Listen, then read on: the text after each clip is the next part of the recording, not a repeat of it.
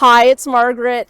Today I am going to be doing some protective measures for a couple of things in my garden. The first thing is a willow that I have. That's an absolutely gorgeous willow that has these little kind of pinkish pussy willow blossoms, buds, I'm not sure what they're called, in the spring.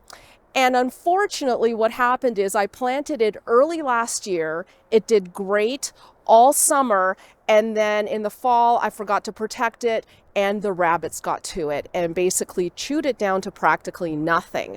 This year it has been growing little by little, but I think the rabbits once again have been getting at it since they know about it now. I guess they can't help themselves. So what I'm going to be doing is protecting that over the winter. I'm hoping once this shrub, tree, I'm not sure exactly what it's classified as, once it gets taller and stronger, then I probably will be able to take the protection away. But I think this will be there for at least a couple of years is what I'm thinking. The second thing I'm protecting is a baby tree that I planted this year. It's a katsura. It's only like this tall. It is tiny. And this, though, is not being protected from rabbits. What it's going to be protected from is snowmobiles. Now, this tree is located in the front of our yard. We're on like a pie-shaped lot and kind of with the curve to the street like this. You know what? I'm just going to go out there and show you exactly what I'm talking about. So here we are approaching the tree. You know what? It's actually quite a bit bigger than I thought. I thought it was only maybe a couple of feet tall, but it is closing in on at least 3.5 feet. So here it is. I'm not sure how easy that is to see in the camera. It's pretty skinny. And this is the story. So this is the front of our property here. Our driveway is over there. And this is a curve right here. And what happens is in the winter, when we have good amounts of snow, we sometimes have people that kind of snowmobile down our street. And what'll happen is that they will often, I guess for fun, come down into our yard. So they will kind of swoop kind of here, and they'll kind of go around here and then kind of go up, that kind of thing. And what I don't want to happen is that they don't see this tree and they end up accidentally damaging it, ripping it right out, tearing the top off of it, whatever. Once we have a couple of feet of snow here, I think it'll be pretty easy to miss. Unlike everything else here, this area, because it does have some evergreens and things like that, I don't think that's going to be an issue. They will be able to easily see that because the evergreens actually are on both sides, so there's nothing kind of sticking out on one end that they won't be able to tell is there. They will hopefully avoid that. But here, I think it will be quite easy for them to miss this. So what I'm going to be doing is protecting this in a way that will protect the tree, but also protect the snowmobilers, because I don't want anybody to get injured if they happen to kind of come across this area and I have my little protection on there and they hit it without realizing. So anyhow, here we go. I think I'm going to actually start with this one first, and let's go take a quick look at our supplies. So here are the supplies I'm going to be using. I have some chicken wire. You can also use something a little bit sturdier, such as hardware cloth. I have a ton of chicken wire because I used to protect my vegetable garden before we put the permanent fencing up with it, so I'll be using that. I also have, this is a set of pruners that I need for cutting the chicken wire. I have 4 rebars or rebar posts, anyway, pieces of rebar, I guess. I have 4 of those. And I have some flags as well. And over here I also have some landscape staples. I have a few zip ties. You can also use string for attaching the rebar to the chicken wire. And I have a hammer to get that rebar into the ground. Okay, and I will just note that cutting chicken wire or anything like that with your pruners, you don't want to use your good set of pruners for this. In fact, I keep a couple of pretty old pairs set aside just for doing this kind of thing, and also for cutting tubing for drip irrigation, things like that. So the tree itself is pretty narrow. I mean, I think it maxes out here maybe 5 or 6 inches. So the first thing I'm going to do is put the rebar in the ground at approximately the distance that I want the chicken wire to be from the tree. I'm thinking probably about here is good. And I'm going to put, you can put 3 pieces of rebar down. I'm just going to put 2 pieces down. And of course, you have to do this early enough in the season that your ground isn't frozen. And in fact, our ground has been somewhat frozen a couple of times already because it's gotten really cold over 3 or 4 days, sub-zero temperatures. And a few days ago I came out and the ground was actually frozen, but now it's warmed up again for a few days, so it's defrosted. I almost missed my chance. Anyhow, so I have these, I'm just kind of pushing it into the ground a little bit. And now I'm just going to pound it into the ground. Just, even 6 inches or so. It depends on your soil. Our soil is pretty firm, so even 6 inches will make this so it's relatively sturdy. And needless to say, it's very easy to hit your finger with the hammer, so do be careful.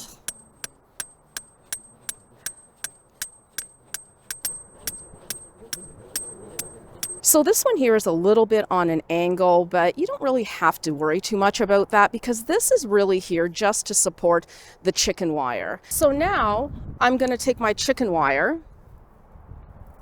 and it's much, much easier if you have a small piece of this. This is a relatively small piece I'm going to be cutting, but if you have it in a big roll, I would even suggest eyeballing how much you need.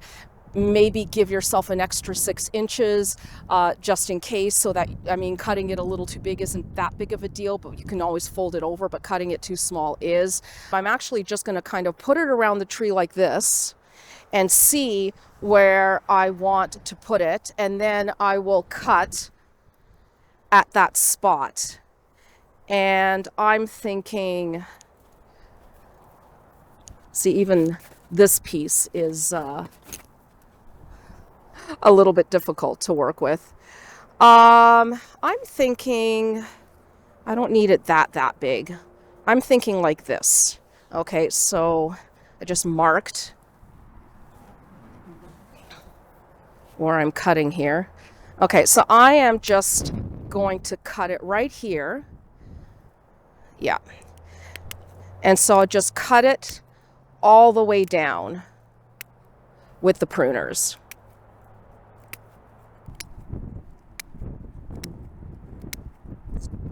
And here we are. Now get this away. You have to be a little careful with chicken wire because it can poke you, and some people may be more comfortable wearing gloves when doing this. I've been using chicken wire for so many years, I'm pretty much impervious. So I just brought the camera a little bit closer. So basically, here we have the 2 ends, and I'm just taking this one end, and the great thing about chicken wire is it's so easy to manipulate. I just kind of squeeze it, put it through one of the holes on the other side, and kind of bring it over so it kind of locks in place like that. And I don't need to do it like all the way down, just enough so that there are no gaps. So I would say maybe, I don't know, 5, 6 times here.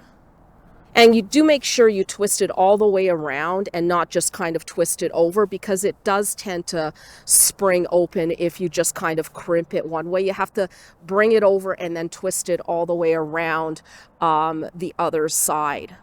If you wanted added security, or if you didn't want to mess with, doing the whole twisting and stuff like that on the wire, you can also use zip ties here and just, do, I don't know, 5 or 6 zip ties all the way along, and that would do the same thing. So the next thing I'm going to do is I'm just going to kind of position it so the tree is basically in the middle of the cage. I see a little kind of gap. If a rabbit sees that gap, it could potentially get in there. So I do like to secure it down to the ground to make sure that no gaps form over the winter.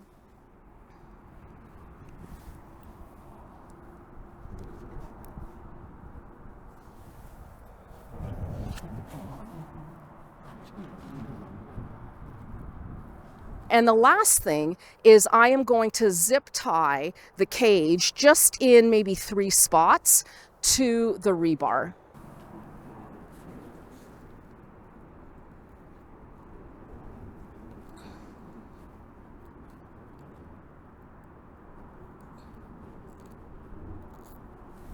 Now, when I zip tie it, I want to make sure to zip tie it right at the top and right at the bottom, and then I'll do one in the middle as well. Now, the last thing, and it's uber important, is I want to make sure that the rebar is visible. If there are people that are snowmobiling in the area, I do not want anybody hitting this and either damaging their snowmobile or, God forbid, getting injured. So I am putting these 2 flags up. I'm going to make sure to really secure them well with the zip ties. And also because, you know, with winter weather and ice and things like that, sometimes these little flimsy things do rip off. I will be checking periodically. I mean, I drive by the house almost every day. It's right in our front yard. So I will make sure to just glance over and make sure that they are still there. And by the way, these little flags, these are the utility flags. So anytime you have the utility companies come by and mark out where all the utility lines are, they usually do so with these types of flags. And I make use of everything. So I keep them and I use them for things like this. So what I'm going to do is I am going to put the flag so that it's basically right in line here with the top of this rebar post. And I am probably going to put, well, I'm going to start with 3 zip ties on it, and I think that should be enough, but we'll see how secure it is after I do that.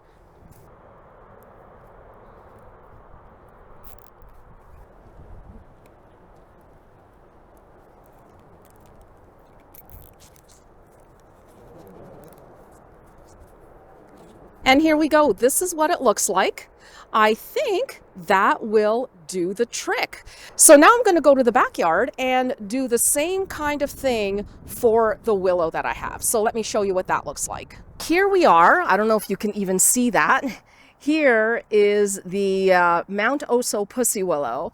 Now, I could use smaller chicken wire for this, obviously. The kind I'm using is the 4-foot length. This shrub, I guess, is only about a foot tall right now. You can see here the telltale signs of rabbits with that angled cut at the top, and you can see they basically decimated this shrub. So I am still going to use the 4-foot length, even though I don't need it, because I am planning on keeping it on next year. So I'm going to do the same thing I did before, including the flags. And the reason I'm going to include the flags is because rebar, well, rebar has its good points and its bad points. The good points are that it is brown and it's pretty innocuous. You can't really see it in the landscape. That's a good point. The bad point is it's brown, it's innocuous, and you can't see it in the landscape.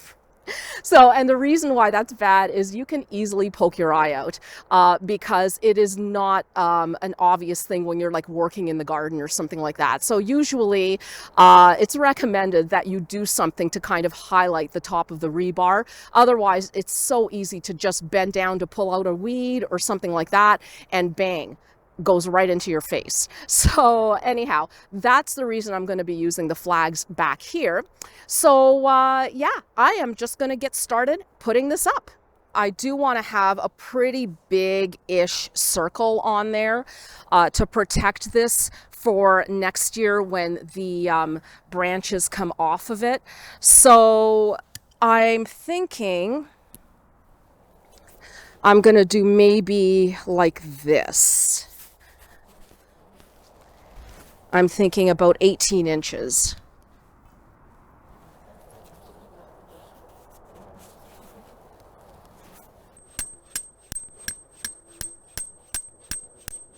for this one, I think I'm going to need a couple of more landscape staples, especially because, like I said, this is a permanent installation for the next couple of years.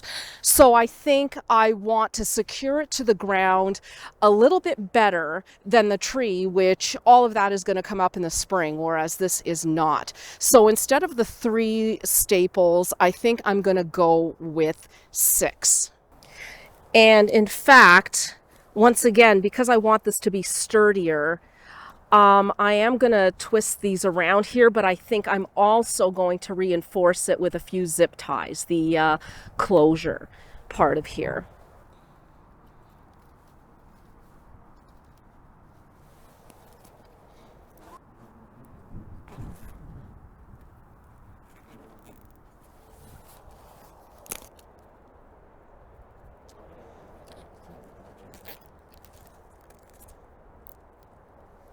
And there you go, all protected. And I really, really hope that I get to see some beautiful pink pussy willows next year. And there you have it. I am so glad I got to this before the ground froze solid.